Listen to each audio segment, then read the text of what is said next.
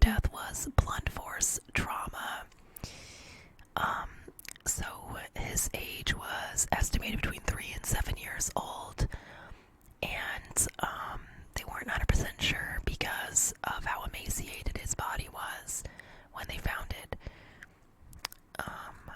So his body was found by a college student February 23rd. Frederick Benosis. He was 27 years old, from LaSalle College. The box was in the underbrush in a wooded area, and the box caught his eye. Initially, he mistook the child, his head, for a doll's head because of how he looked. He returned a day or two later and notified authorities. I forget why he did, but something prompted this for him. I guess something about a different case or something. So, the boy in the box was found in a cardboard JCPenney box, which had been for a baby's bassinet. He was naked and covered in or dressed in a flannel blanket. He was found near Susquehanna Road in Pennsylvania, near Box Chase neighborhood.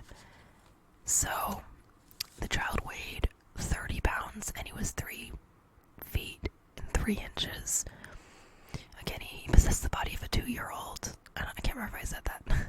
But there were indications of damage to his growth plates. And so his growth was actually stunted.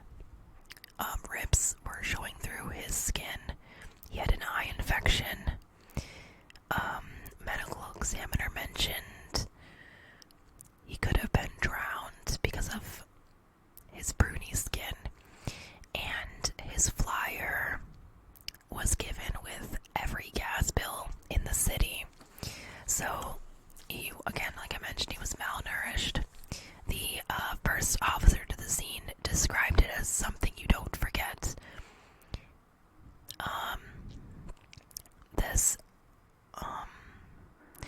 This one that bothered everybody is what he characterized it as. Yeah, the child had sandy blonde hair.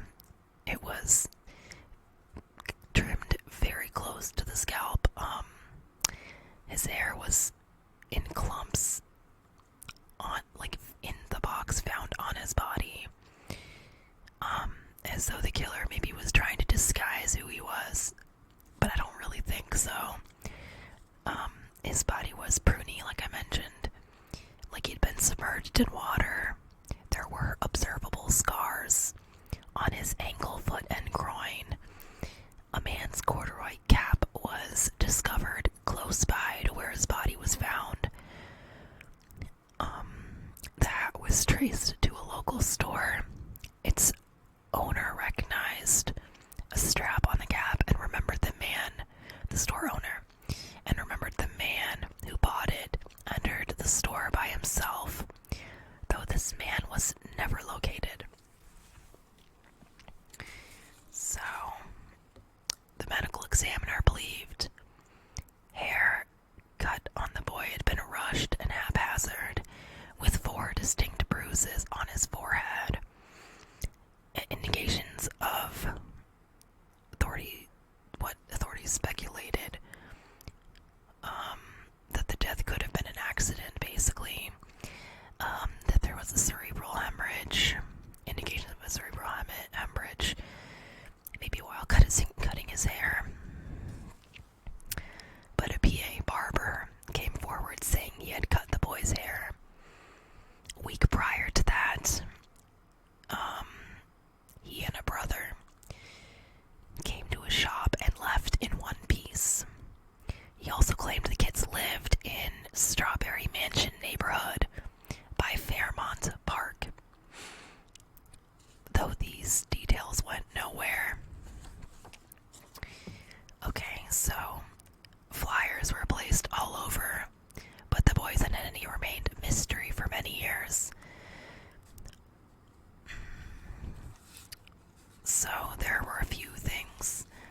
There's different things people have reported, and many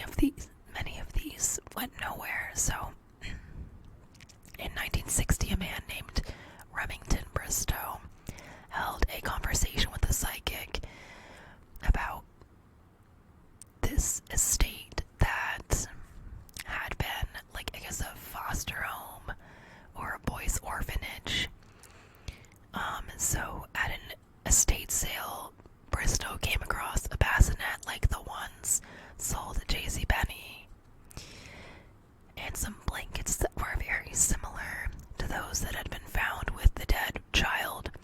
Bristow believed the boy's mom was the stepdaughter of the person whose estate sale he was visiting. At what was an orphanage, I guess is what I'm trying to say.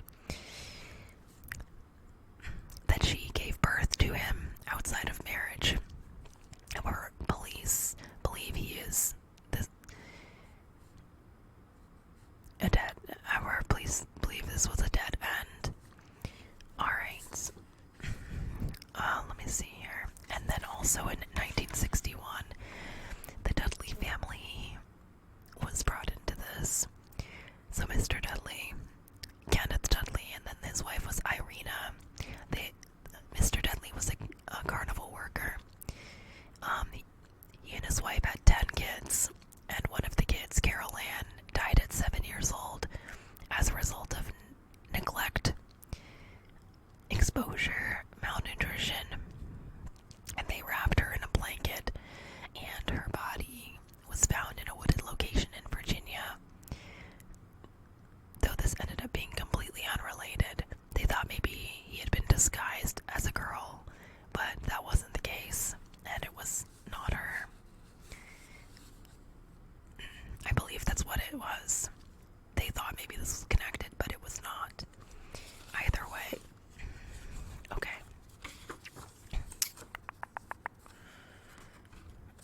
Also, there was a photo from 1956 of a child refugee that looked quite similar to the boy in the box. And this was Bill Kelly's theory. He was a fingerprint analyst. They thought maybe he's a Hungarian refugee, and maybe this is why they have not been able to ID this child. Though it turned out that child was alive and well, and it was, again, this was also unrelated. I also wanted to mention that in 1998, his body was exhumed and they extracted DNA from his teeth, and we're using this to try to rule out leads. But again, this really didn't go anywhere at this time. So, in 2002, where did I put it? My notes are all over the place. Okay. In 2002, a woman came forward telling authorities about her about her abusive mother buying a child from another family. The child's name was Jonathan. The woman that came forward, her name was M for Martha.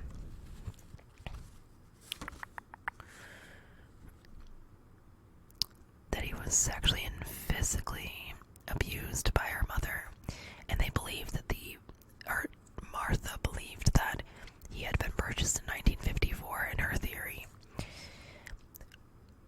So the child had vomited baked beans and in a fit of rage was beaten to death by her. Supposedly the boy, did have beans in his stomach. Apparently the individual also disclosed the mother had tried to wash the boy, which could account for his pruny skin. But that's all I know about that theory, or at least from what I've read. I'm just giving you a little bit of information. So, in 2019, the body was exhumed, DNA extracted again, and then genealogy narrowed down his identity to DNA from his mom's family. There was a connection made there. This led to narrowing it down to his mother, who his mother was, and then they were able to look at birth records of her children and then determined which child was him. And then they were able to look at both his parents, and also they were already deceased at this point, unfortunately. His name is Joseph Augustus Zarelli. He was born January 13th, 1953. Though no missing persons case was filed for Zarelli, authorities police have suspicions regarding who they believe killed him. His case is still open at this time. So they discovered his identity December 2022. They just discovered it. They believe the killer is already dead. And they think they know who killed him, but it's ongoing.